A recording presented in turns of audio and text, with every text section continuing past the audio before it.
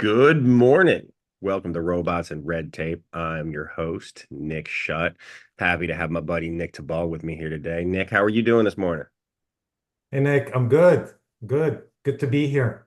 I appreciate you coming on, man. I appreciate you coming on. You know it's gonna be good when there's two Nicks on the call, right? Like that's always a good that's a great starting point, you know? That is a great starting point. Yeah, and thanks for having me. I'm looking forward to our conversation. Absolutely, man. Yeah, if you don't mind, just like to start, would you tell, myself and the listeners a little bit about yourself, your background, and what you've been doing and kind of how you got here, man? Sure. So, well, first of all, we're almost neighbors. We live like a mile apart in Hmm. Columbia, Virginia. Um, I studied mechanical engineering in the UK, but most of my career has been around data. And so data has been kind of a central theme throughout my career. A lot of measurement, so measuring sales and grocery stores. I was part of the kind of the internet from the very early stages, measuring how people use the internet, and then most recently in space. Um, so I kind of see data as a raw material that the mechanical engineer might use. So when I see data, I kind of picture what the end state looks like, and then kind of figure out what you need to do to it to extract value from it or build better products. It's actually it's similar to like how Amazon looks at new services and products that they're launching. Whenever they think of one, they think of the end state, and then they're like, okay, what's the press release going to look like? And then they go back. So in my mind, and I'd like to say way before Amazon came up with that, I look at data and I think, okay, this is what it's going to look like, and then go back and figure out the process. Hmm. So most recently, I worked for a couple of space companies, um, Continuum Space Systems and Black Sky. Black Sky is a satellite imagery company. Continuum Space is a software company that helps with designing space missions. Hmm. And before that, I did a lot of work with the internet and online advertising. That's really cool, man. No, that's fan and I love I love what you said about how, you start with the end state and you work backwards. I always think that like you don't have to. I don't know how like exactly how granular it needs to be when you're looking at data, but like I always tell people like when you're starting a business or if you're, if you're even if you like you need to know where you're going. It's like if you don't know your end destination before you start driving, that's like driving, just driving to drive, right? So I absolutely think, working backwards is 1,000% valuable. You have to have that mission in mind. Um, and really cool. So what are some of the how is data and how is it really used in space specifically, whether it's software or imagery, and can you give folks like a lay of the land about what that looks like at this point? Sure. Well, I'll start with satellites. First of all, you got two major types of satellites: Hmm. satellites that take images and satellites that help with communication. My experiences with satellites that take images, they're generally in low Earth orbit, so about 300 miles up in the air. Hmm. Um, and just for and they kind of rotate around the Earth every hour and a half. Hmm. Um, And just for comparison, a lot of the communication satellites, particularly, let's say the ones that beam NFL games, they're geostationary. They're way up there, like thousands, Hmm. maybe 10,000 um, miles up there, and they always stay in the same location relative to Earth. Now with Starlink, you know, there are more satellite communication satellites in low Earth orbit. But anyway, with imagery, um, So they're 300 miles up there. They're going at 25 times the speed of sound, 17,000 miles an hour. Hmm. And they can lock onto a place long enough to take an image. It's really kind of cool. So governments have had them for a long time, but commercial companies, when they started launching imagery satellites, they were primarily used for mapping, right? Hmm. So Google Maps use satellite imagery. Today, Google Maps actually uses aerial photography Hmm. um, because they can get much higher resolutions Hmm. for cities in Google Maps. So it started out as mapping missions for the government and for people like Google Maps and Apple Maps. And then actually Black Sky came up with a really interesting idea, which is instead of sending satellites over the North and South Pole so you can essentially over time see every square inch on Earth, they put them over the most populated parts of this globe.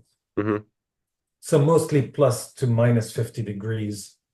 Um, and Black Sky launched a bunch of them. So what we were able to do is see places on Earth multiple times a day, like Hmm. up to 10 times a day. So then it becomes a really interesting way to see what's changing on Earth. Hmm. Um, and So that's kind of the satellite world. A lot of satellite companies do a lot of business with governments, but they also do business with commercial companies. Um, Further than low Earth orbit, than LEO, there are a lot of great ideas. And so far, it's much more kind of nascent. It's much more in its infancy, that whole ecosystem. Hmm. NASA basically said they want to have a permanent human presence on the moon. So there's a lot of effort with figuring out how do you keep um, people alive on the surface of the moon? How do you generate power? Um, what happens if an asteroid hits the moon, right? Right. I mean, that's why the surface has all these potholes because of Hmm. asteroids, because there's no atmosphere. And then there are a bunch of people doing stuff in deep space, figuring out how to mine um, asteroids, how to build stuff in space, how to. Um, there's a company that's manufacturing medicine in space. Because Yeah. if you manufacture medicine in microgravity or almost no gravity, you can create these molecules that are kind of perfectly Hmm. symmetrical, Interesting. and they can be more effective. So that's actually an interesting development that could that I think is worth watching. Hmm. No, that's really, really cool. I think obviously if we ever want to become a multiplanetary species, we need to figure out how to survive in space, right? And so Right. And and essentially the moon becomes a pit stop, mhm. Yeah, it's a right? gas. Or low Earth orbit becomes a pit Mhm. stop. Let's say if you want to go to Mars, I think Mars is much more interesting than the moon. Hmm. Uh, so if you can manufacture stuff in low Earth orbit or on the moon, then um, you save a lot of cost and time and energy. Hmm. Right. And then and then you can essentially not have to pay to get it out of Earth, like get it out of, the atmosphere here on Earth Yeah, and save. gravity and atmosphere and all of that stuff. Mhm. Absolutely, 1,000%, man. No, that's really cool. I appreciate that. And how have you seen like AI and recently AI, but like data at large and machine learning? How has that changed this field, man? How has it changed geospatial analytics, and where do you think it's going? Um, so Black Sky is one of those companies that I think approached AI the right way. partly because they wanted to approach it the right way. They had the right talent, um, but also they had raw materials, which is a lot of images. Hmm. So um, from the beginning, Black Sky's uh, vision was to um, automate a lot of the stuff, right? So you end up taking multiple images a day of dozens, let's say dozens and dozens of locations, and you're using AI to, first of all, identify things of interest, like maybe they're ships, maybe they're planes, um, and and then identify what's changed. Hmm.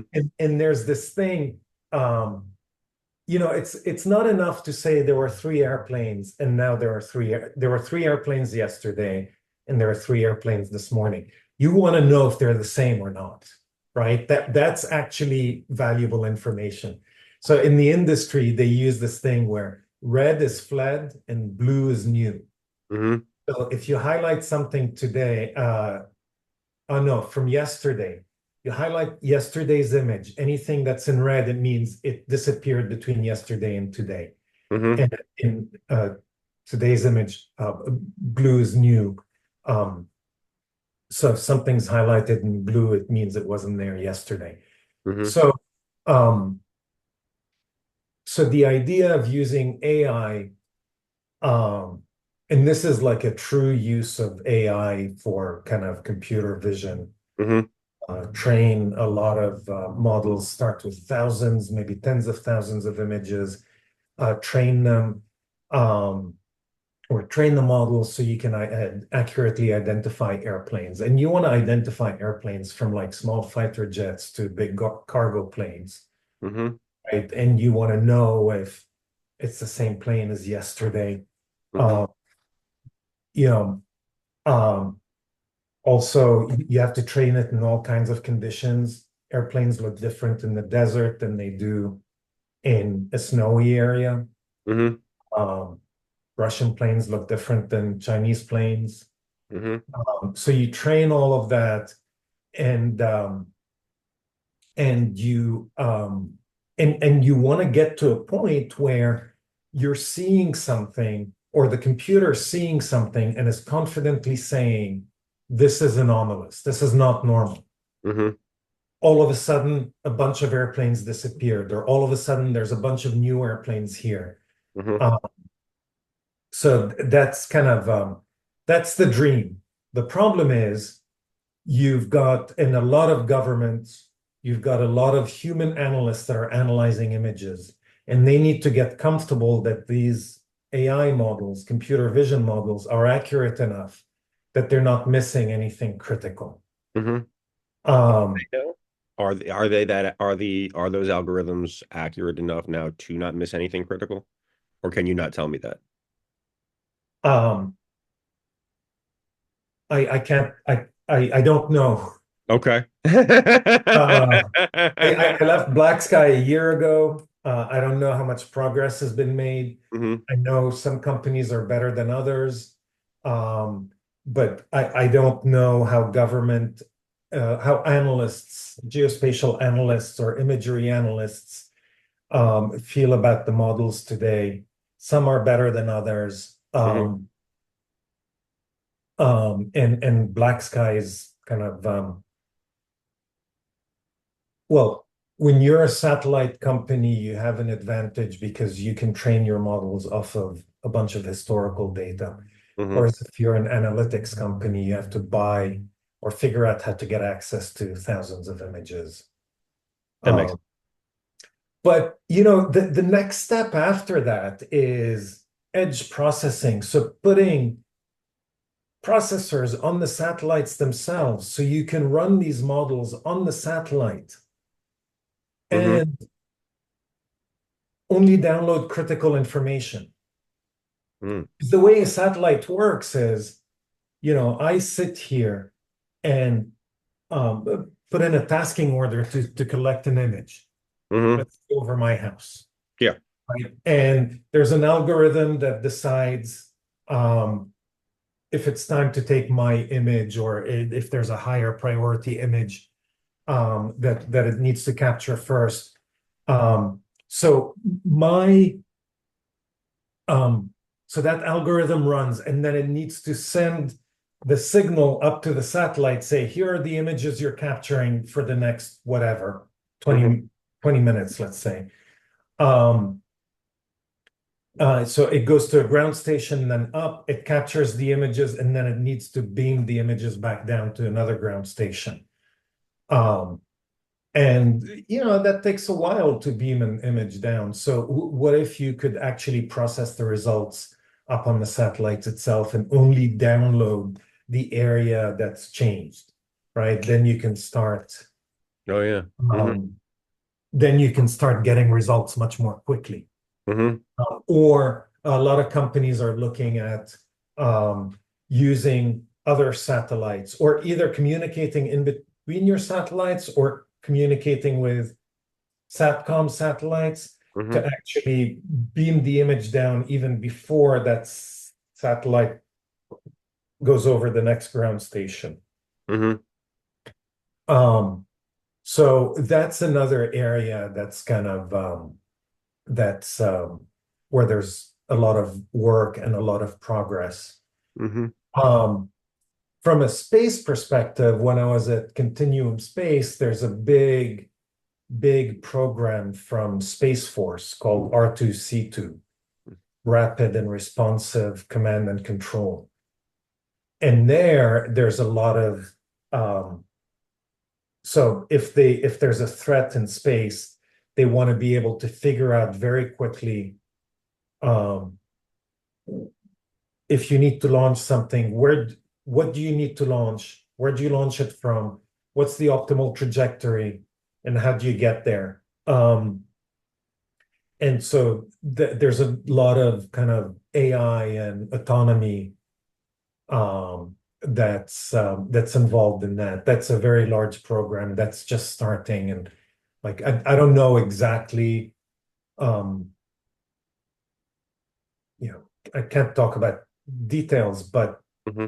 there's a lot of kind of autonomous stuff that they're looking at, which is really interesting. And then there's stuff like, let's say you have a satellite in space and there's an object that appears to be coming towards your satellite. Hmm. You need to predict whether it's debris or something that's actually aiming at your satellite, and whether you need to adjust your orbit, Hmm. what you need to do about that. So, um, Yeah. yeah, all of that stuff, really I, exciting stuff. that is really exciting. I feel like whoever named that program is a massive Star Wars fan first.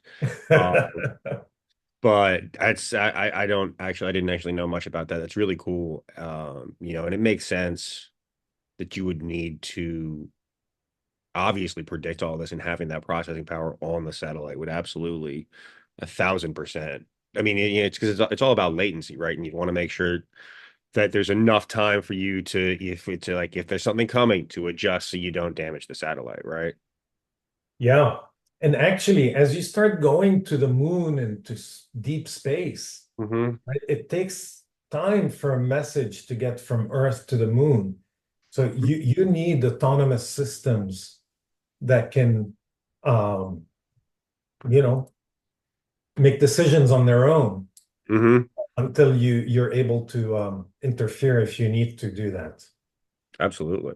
No, Um, 1,000%. And what do you think, like when you start looking at establishing populations on the moon, and sustaining that, how first, I mean, what can you estimate how long it'll be before that's like a realistic thing? And then, I mean, it also just sounds, I don't know, it sounds really real, like really cool, but like really high risk. There's not a lot of margin for error, and I think that would slow it down, right? yeah, I mean, I don't know when populations are going to be there, but I think, the International Space Station is 25 years old. It's probably got 5 more years left. Hmm. I think its successor will likely be on the moon. There may be some private space stations that are in low Earth orbit, but I think what NASA's trying to establish is um, having astronauts permanently present on the moon. Hmm. And I mean, they need it's a very dusty environment. So Hmm. even if you have solar power, you need to figure out how to clear the dust off of the solar panels. Hmm. And then also water and oxygen, Right. right? Which is are critical, and that's why um, a lot of countries are trying to figure out how much ice is on the moon. Hmm. Because once you find ice, you can make water and oxygen.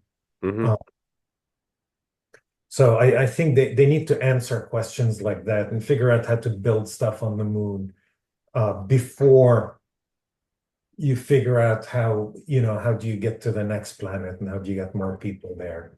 Hmm. I don't know if we'll see that in our lifetime. Yeah. Maybe. I Maybe.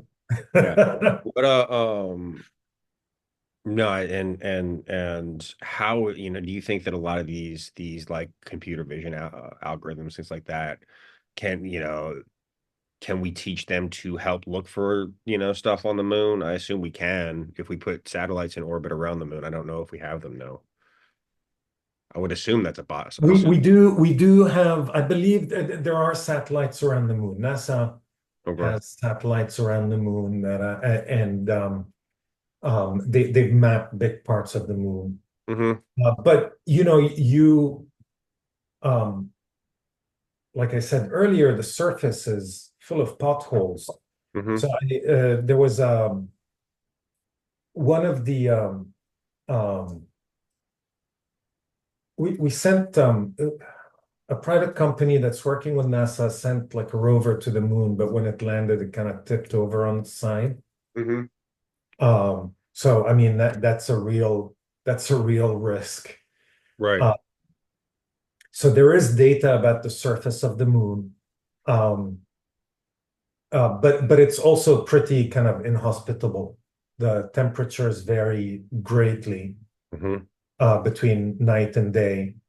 Um, like for the 14-day night, there's a better way to say this, but a night lasts 14 days. Mm-hmm. Um, it's super cold when it's nighttime. So they also need to figure out how to kind of regulate the temperatures for astronauts and Yeah. um, how to manufacture stuff. Mm-hmm. Uh, so there's a lot of data, but there's a long, long way to go. But Absolutely. um, it's just really exciting to see all of that progress. Hmm. Absolutely. And how is it, how is the public-private partnership, how is that changing and evolving through, through this process? Well, NASA used to build everything themselves, Hmm. and now with Artemis, which is the effort to kind of have sustained human presence on the moon, they're using a whole bunch of companies. Hmm.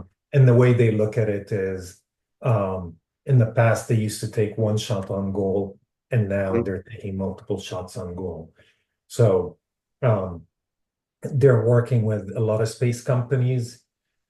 They've had some successes and some failures, Hmm. but they're expecting failures and they're pushing on. I think there are some delays with this program. There are delays with a lot of big programs. Um, but yeah, um, they're working with a bunch of companies. So SpaceX and Blue Origin Hmm. will be flying rockets to the moon. Various companies will have different payloads on Hmm. them, and it's all kind of orchestrated by NASA. Yeah, that's fantastic. Do you think that's a better way than NASA building everything themselves? Um, yes, I mean, I'm not an expert at this stuff, but to me, it seems like um, a better, faster way to do things. But I do think everyone's learning to work with each other. the government's learning to work with all of these space startups, and space startups are learning to work with the government. Mm-hmm. Um, the problem is, if NASA experiences a delay, then it's like a 1 year delay. Well, a Mm-hmm. 1 year delay could kill a startup. Mm-hmm. So, but everyone's got best intentions at heart, and they're all kind of trying to Mm-hmm. make it work and, Absolutely. and learn from mistakes and do better kind of with the next iteration. Absolutely. And how do you think how do you think that we're gonna well, what are some of the things that you're most excited about, Nick, when you think about, because this is all very exciting, whether you want to talk about, you know, decreasing latency between satellites, or people on the moon, astronauts on the moon, uh looking at exploring in deep space and beyond, whether it's going to Mars or figuring out how to either capture asteroids or go mine them and bring material, bring resources back to Earth that are scarce here. Like, I know, is it helium-3 that's on the moon that there's or is that what it, yeah. Yes, And so it's huge quantities there, very limited on Earth, and we're looking to try to mine that. right. Obviously, there's all of this I mean, it was science fiction, 40 years ago, and now we're like actually starting to do it, and it's really cool to see happen. But what are some of the things that you're most excited about?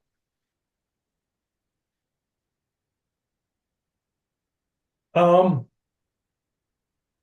I, I think ultimately getting to Mars would be really cool, Mm-hmm. and figuring out how to make people survive in inhospitable environments. Um, I'd also like to see satellite companies make more money. Mm-hmm. Right now, so well, right now, space beyond low Earth orbit, really a lot of the spend comes from NASA, Space Force, the European Space Agency, the Japanese Space Agency. Um, in the satellite world, um, there's a bigger economy, but still, I mean, you look at kind of satellite companies that are public, and they're struggling to make money. Mm-hmm. I'd like to see them uh, start to become profitable. Mm-hmm. Um, and I think part of the problem is, um, government agencies want to work with private companies, and they're trying to figure it out, Mm-hmm. right? They kind of go back and forth of like, well, how much do I want to spend with commercial companies? How many satellites do I want to build myself? Mm-hmm. This is not just the US, it's kind of all of the major uh, countries. And then on the commercial side, I don't think anyone's cracked the code yet. Any of the satellite companies have cracked the code as to how to do business with commercial companies. I Mm-hmm. mean, Planet has the Dove satellites, which are slightly lower resolution, and they kind of sell subscription services. Um, but for example, traders, people who trade oil, Mm-hmm. um, or even coal, or a bunch of raw materials, um, they could use satellite imagery to track the movement of these raw materials from production to the problem is it costs a lot of money, because every image costs, a few hundred to a few $1,000s. Mm-hmm. Um, and they haven't kind of figured out how to um, use remote sensing effectively enough to solve some bigger problems, bigger kind of economic problems. Mm-hmm. Um, and I think once they crack that code, hopefully we'll see more of these satellite companies become profitable. I Right. mean, also, So they can get transmitted. with the advancements in technology, Hmm. new satellites are more powerful and cheaper and smaller than older satellites, Hmm. um, but that also takes time, right? It takes years to design a satellite Hmm. And design it and and launch build it it. and everything. Um, you mentioned you mentioned to me when we had I think when we had coffee a couple weeks ago that that we are able to now you essentially have solar panels in orbit. Is that can you talk about like what that is a little bit and explain it to folks? Yeah, sure. So, I mean, one way to think about it is, um, sun's very powerful, Hmm. and the atmosphere absorbs a lot of that energy. Hmm. And so, what if you could generate energy in on orbit and Hmm. then beam it down to Earth? And there are really kind of um, a few ways to do that. You could have a satellite that has mirrors and is redirecting the Earth's rays to Earth, like Hmm. in a concentrated fashion. Um, and I think there's a company called Reflect Orbital that's doing that. Um, and and if you're smart about it, you could even redirect those rays to a power station at night. The problem is, if anyone flies through this, they'll be fried. Yeah. Or I don't know what will happen to them, but they'll probably spontaneously combust. Right. It's like it's Right? So, using the magnifying glass to focus the sunbeam when you're a little kid, but way, way, way bigger scale. right. So I'm not an expert at this stuff, but um, there are companies trying to do that. So redirect the rays Hmm. down to Earth. Um, a second one is you have solar panels in space that are capturing the sun's energy, turning it to really they're going to turn it into microwaves and then Hmm. beam the microwaves down to Earth. Yeah. Um, Same thing though. and Yeah. Caltech has done a couple of tests with that, Really. and they've managed to do it. Now the question is, how do you do that at scale? And Hmm. again, what happens if someone passes through this microwave beam? Hmm. Um, and I'm again not an expert at this stuff, but I'm sure like it's not going to be good. So you need to kind of figure out how to safely get that energy from low Earth orbit, Hmm. 300 miles down to Earth, and make sure you're not killing birds, people, planes, whatever. Right. Um, and then there's another way to do it. It doesn't actually involve space, but it's to transmit electricity from one place to the next. Hmm. Like, you look at deserts, there's a lot of sun in deserts, right? You produce a lot more energy than you can consume. So Hmm. what if you could start distributing that energy? Hmm. Um, and there is I believe there's a trial going on where they're trying to connect the UK and New York, Oh. um, because what's interesting is kind of peak demand for energy is early in the morning and then late in the afternoon. Hmm.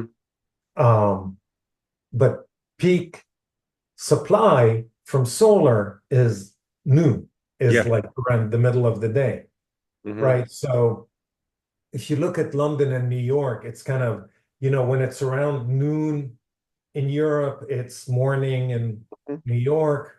When it's around noon in New York, it's kind of evening in Europe.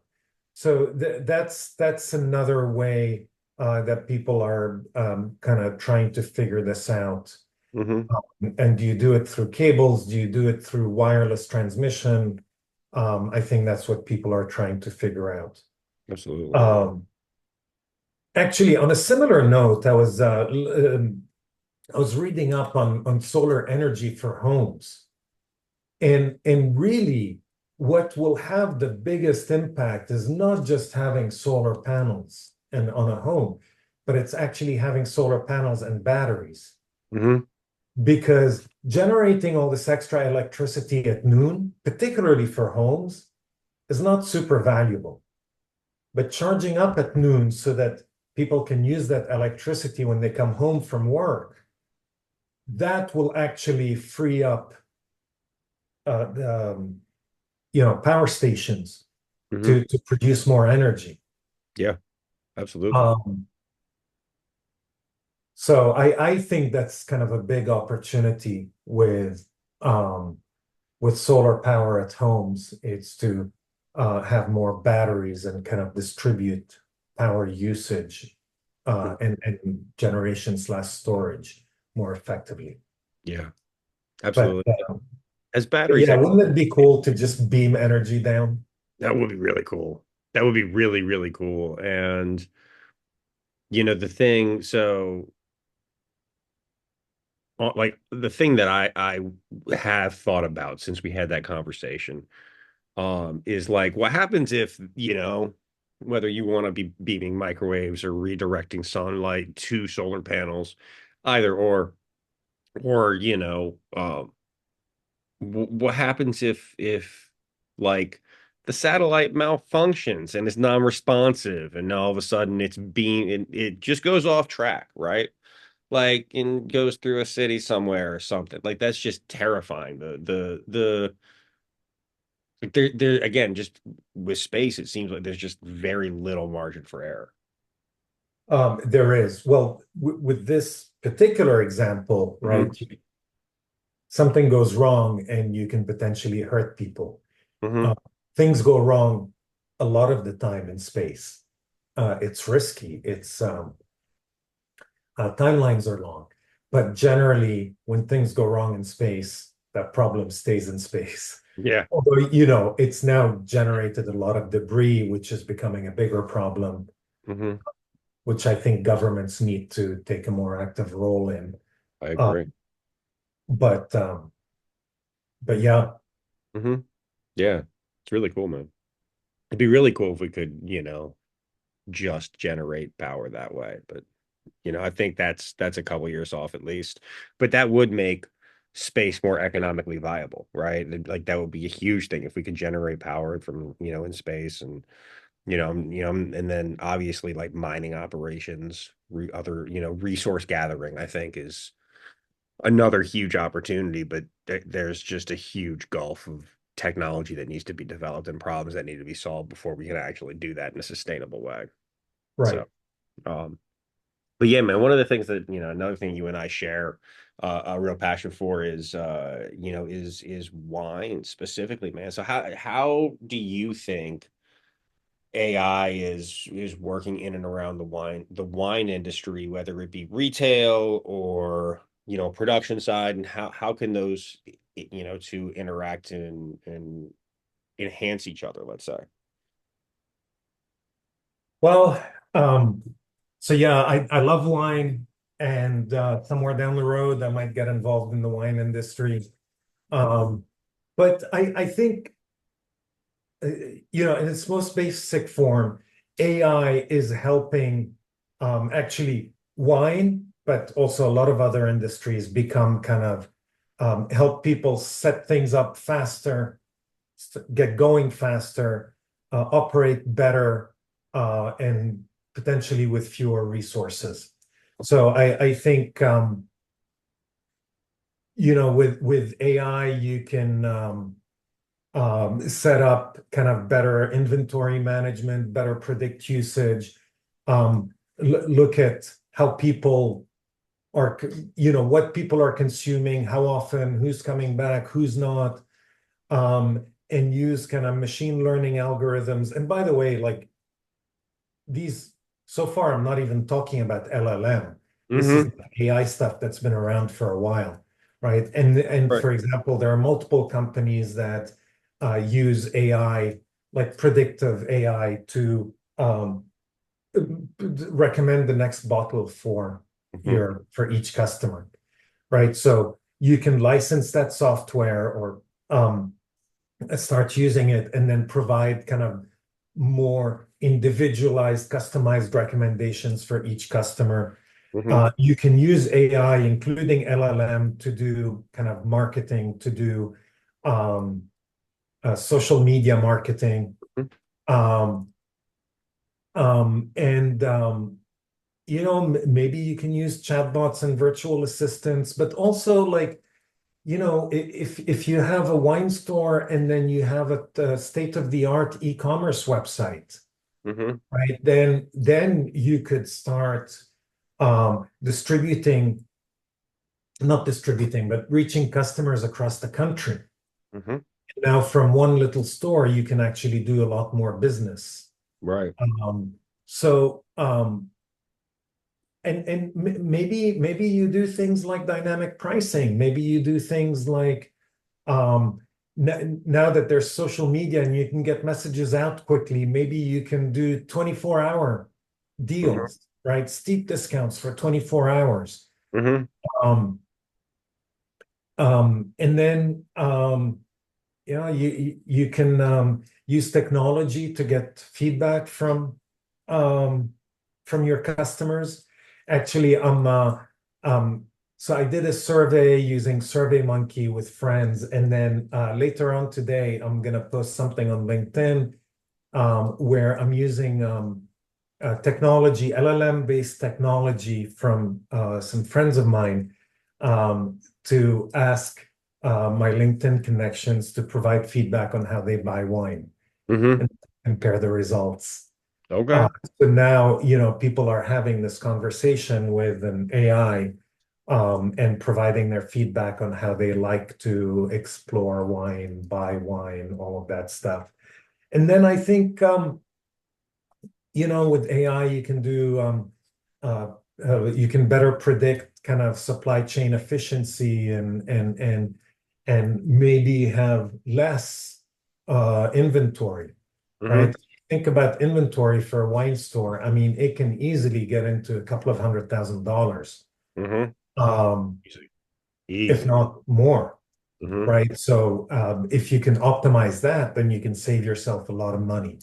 Absolutely. Um, so I think it's kind of the same as large companies, except potentially the impact is greater because you're starting off from a small base and then Hmm. Yeah.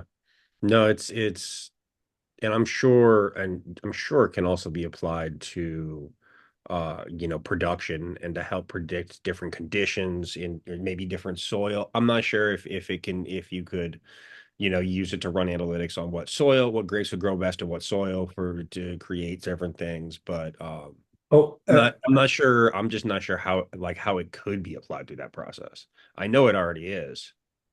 yeah. So actually, so we spent a lot of time talking about satellite imagery, Hmm. and it was mostly referring to electro-optical, RGB, the rays we can see, red, green, and blue. That's what Right. RGB is, right? But there's a whole crop of new companies, satellite companies, that are doing hyperspectral imagery.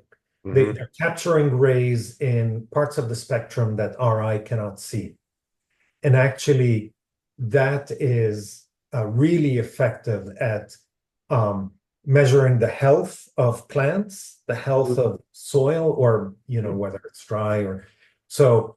There are applications today where in agriculture, where farmers are looking at this data to determine how dry the soil is, whether their plants are healthy. Hmm. So and that uses a lot of AI as well. Hmm. So that's happening today. Um, and that's just gonna keep developing because uh, there's just gonna be more hyperspectral imagery. Hmm. And I hope that it'll be available in a way that can help kind of vineyards. Absolutely. 1000%. And I think they can apply all kinds of additional um, AI to just kind of improve things like managing their environmental impact or diseases or stuff like that. Hmm. What's interesting in the wine business is it's cyclical in kind of in a way that I've never seen before, because um, you need to plant a vine. Hmm. You don't get useful grapes from it for 3 or 4 years, Right. right? Because you want the roots to be deep enough that they're extracting minerals from the soil, Hmm. multiple layers of soil. And then you produce the wine, and then you got to age it for like a year or so. Hmm. So there's a big gap between production and consumption. Hmm. And consumption appears to be slowing down at this point, but production has not. Hmm. Actually, France, they're pulling out some vines Really? just to kind of maintain more of a balance. Mm. Um, so anyway, so there's this kind of there's this big gap. They're not able to respond to, let's say, increased or decreased demand immediately. Mhm. Yep. So maybe AI can help with that as well. Um, I'm when I'm looking at wine, I mean, when I was younger, I used to always say, "Oh, I want to own a winery when I'm older." Hmm. Owning a winery is really tough. Yeah.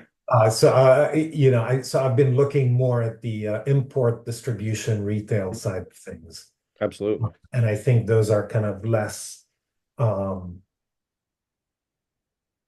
that gap in the cycle is kind of less severe Hmm. for those guys than it is for producers, because at the end of the day, producers just have to reduce their prices. Hmm. Um, Absolutely. No, and it'll be interesting to see kind of how demand changes. I think it always changes, but I've seen. I know. I mean, the bourbon industry or whiskey industry is very similar in that you can't, well, it's a little, but it's a lot longer. So like you can't change what you made 15 years ago for this 15-year-old, that you've had sit like, and if demand triples or quadruples, you just get to raise your prices. Um, because that's the only thing that you can control other than put more down more now, but who knows where you'll be in 15 years, right? So right. no, it's really, really fascinating. And then do you think you can all go ahead?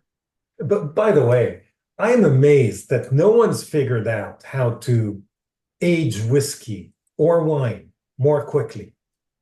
They have figured out how to age whiskey more quickly. Specific, and like so the whiskey, it ages, obviously it goes into the barrel clear, right? And the aging process is getting sucked into the barrel as temperatures rise and the barrel expands. It sucks the whiskey into the barrel, and then that pushes it back out when it gets colder. And so interestingly, Scotland is a one of the reasons that things need to age for so long in Scotland is because of there isn't a massive temperature variance on a daily basis. So the process takes longer because the barrel is expanding and contracting less. If you are in an area and it's not hotter, it's where there's more time, like there is a bigger temperature swing.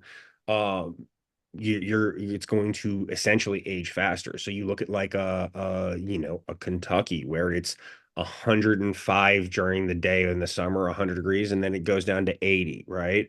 That's a 20-degree swing. And so that's a little bit better. But because of that, like there's some whiskeys coming out of India and Southeast Asia that are phenomenal, and they also don't need to be in the barrel as long because they're just because of the because of how the temperature works, they're gonna be over oaked at a faster rate.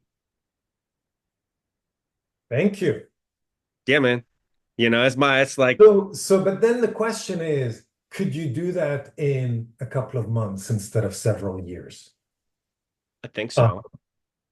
using pressure variations and temperature variations. And I haven't studied this. I'm just surprised that there It's have been. also so it's there's also a lot that can be done by like the barrel not moving versus the barrel being moved around, like when it's like when as it's moving and the liquid is moving around inside of it. It's going that's going to change how it interacts with the barrel. There's actually Jefferson bourbon. I think they're still doing it. They had the Voyager series where they take their barrels of bourbon and they buy containers on container ships and put them in the containers, and then it travels on the oceans all over the like in throughout the world, and they have different voyage numbers. And You can like go and see, oh, this one went, you can see where where the whiskey went throughout the world. And they got the idea because during like a long time ago, it's mimicking the barrel or it's imitating the barrels because they used to move up and down the Mississippi all the time, right? They'd move them up and down the Mississippi on boats, and they're like, well, let's do that, but like globally. And so there's that whole program that they've been doing. So yeah, it's really interesting and Can you taste the seawater? Can you uh, taste like salt no, but in I have a bourbon downstairs that tastes a little bit like seawater. You should come over and try some. it? Yeah, man, I don't know if I told you. I have like 400 bottles of whiskey in my house, and I'm not even exaggerating. Oh, wow. Yeah, Yeah, I like whiskey, but not that much. I mean, I have listen, 5 or 6 bottles. some people baked bread during COVID. I bought whiskey. I also started a mental health company. I swear they're not related, but um, so yeah, man, that Is was some ab of that whiskey an investment? no, I didn't, I've never bought whiskey to. I don't think I think that's like spirits, whether it's like nice whiskey or it's wine. I don't feel this way about beer, but I feel like there there's love put into the production process. It's an Yes. art form. People dedicate their lives to it, and I just don't like I don't view that as an investment or a sellable asset. Um, I buy it to enjoy it, and I give to my friends, I share with people. Um, and I mean that's just who I am, man, is like I've always, I want to consume that and I want to consume it with people that I care about and in environments that are fun. Pair it with a great cigar, have a good time. But what you just said about whiskey is I agree with, and that's one of the reasons I like wine. It's Hmm. because it's art and science. It's something that people produce with love. It's something that people enjoy consuming.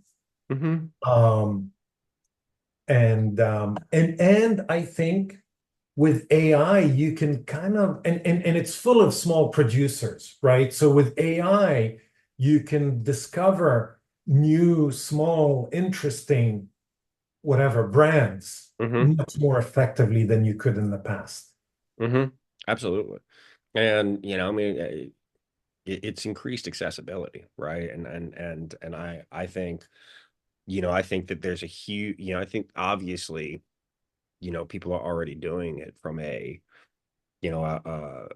software perspective of like predictions on taste and things like that and what you're gonna like next. But, I think that as there's more available data and more small producers, right? Because they keep popping up all over the place. I mean, Virginia has some good wineries. Some really good wine is made here. I was actually speaking of AI and the wine production process. I went to a vineyard and they have a so they obviously as they harvest grapes and they're going through, they sort them, and some they don't, like they have to pass the test to be made in wine, right? They got to look right, they got to touch, and they run all of their grapes through a machine that analyzes the grapes on like I don't remember exactly what level, but it looks at them all really closely, and it ones that are not up to their standard, it has like an air gun, and the machine will target the grape and then pop it and blow the grape right off the production line. And stuff like that is really cool because like yeah, it gives you the ability to increase quality in a way that you can't do by hand. If And Mhm. it's computer vision. It's the same as the stuff we talked about earlier, right? With identifying airplanes Yeah. and ships and stuff. Yeah, no, it's really cool, and it's really really exciting, man. Um, it'll be really interesting to see kind of how this continues to evolve. I think that, AI, if implemented correctly, is has the ability to, like, I mean, at a societal level, has the ability to help us. s- I mean, spend less time doing menial tasks and improve things, but it also, I mean, it's double-edged, right? And so I always think about that. Uh, but yeah, man, before we wrap up, Nick, man, anything else you want to add? Any other points that you want to make? Anything that I didn't touch on? Um, no, not at this point. I mean, I love all the businesses you're involved in. Um, and um, no, I've really enjoyed this conversation, and I think AI is a fascinating topic, um, and I think it's an opportunity to kind of accelerate a whole bunch of things. There Mhm. are some risks, but Yeah, we'll deal with the risks. I mean, nothing ventured, nothing gained, right? Right. Let's roll. We gotta roll the dice sometimes. But man, I really appreciate you coming on, Nick. Thank you as always, and thank you for listening to Robots and Red Tape, everybody.